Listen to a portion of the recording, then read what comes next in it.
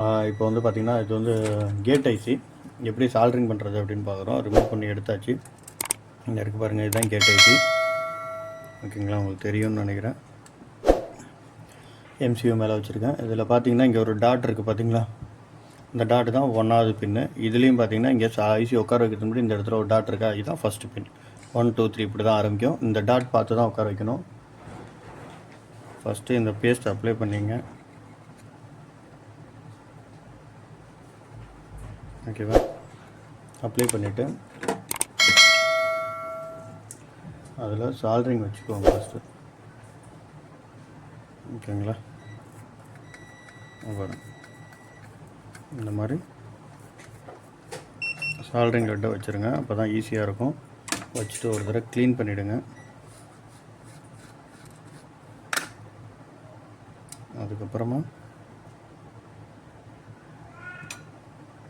Position பண்ணிவிட்டு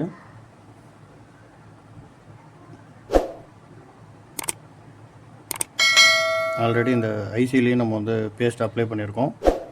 ஓகேங்களா, பாருங்கள்,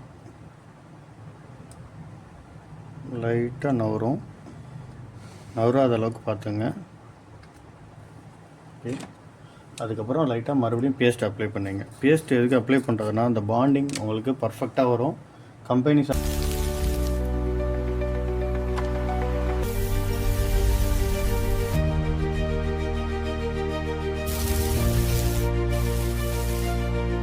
சால்ட்ரிங் மாதிரி வரும். அந்த பிசுறு ஒரு திப்பியாக இருக்குன்னு சொல்லுவோம்ல, அந்த இதெல்லாம் வராது.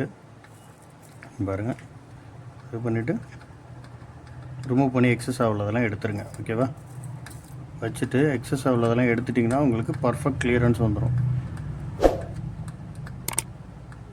ஓகேங்களா, இப்போ உங்களுக்கு டவுட் இருந்தால் க்ளீன் பண்ணிங்க எல்லாத்தையும் சென்டரில் ஒரு தடவை.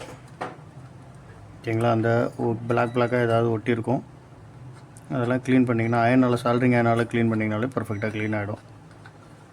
ஓகேங்களா, இப்போ சால்ட்ரிங் முடிச்சாச்சு. இப்போ ஐபி போட்டு க்ளீன் பண்ணிட்டு பார்க்கலாம். பாருங்க,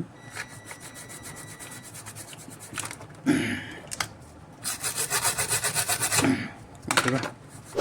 சால்ட்ரிங் பண்ணும்போது எப்போவுமே பேஸ்ட்டு வச்சு சால்ட்ரிங் பண்ணுங்கள், அதுதான் நமக்கு பர்ஃபெக்டாக இருக்கும். இங்கே பாருங்கள், சால்ட்ரிங் ஆகிடுச்சு. இப்போ எடுத்து காட்டுறேன் பாருங்கள். இப்போ ஜூம் பண்ணி காட்டுறேன் பாருங்கள். ஓகேவா, ஓகே, தேங்க்யூ.